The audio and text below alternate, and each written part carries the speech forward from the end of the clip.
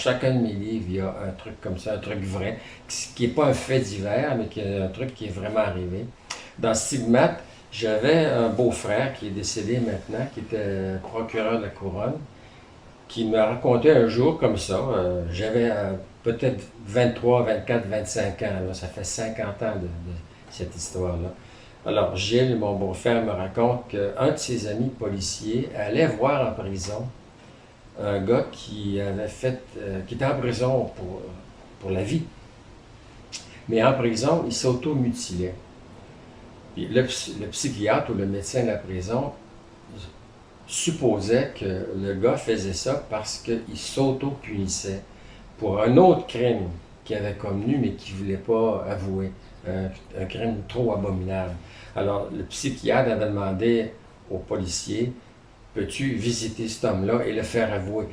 Pas le faire avouer pour qu'il se retrouve en prison, il y est déjà en prison, mais pour qu'il arrête d'avaler du cure-dent.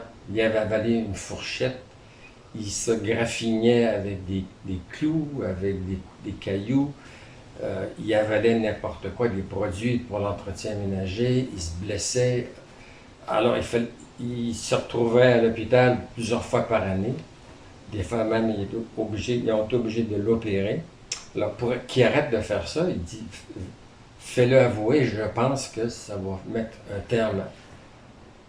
J'en sais pas plus, parce que mon beau-frère est décédé et j'ai pas su la fin de l'histoire. Je ne sais même pas s'il y a une fin d'histoire. Mais c'était resté, c'est quand même une histoire quand même un peu spéciale.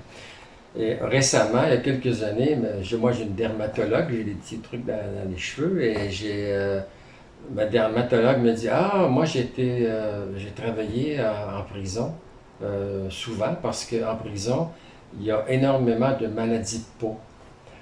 Trop sec, trop humide, la nourriture, les vêtements rêches, mais surtout le stress et l'angoisse.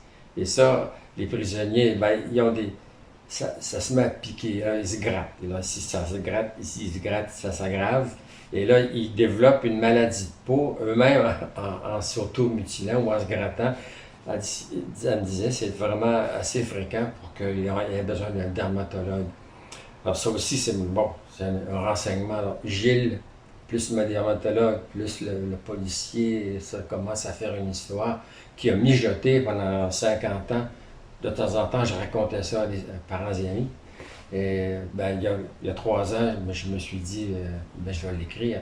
Vu que j'en sais rien, je sais pas le reste. Comme j'ignorais le truc du policier qui torturait son concitoyen, je savais pas le reste d'histoire, je l'ai inventé.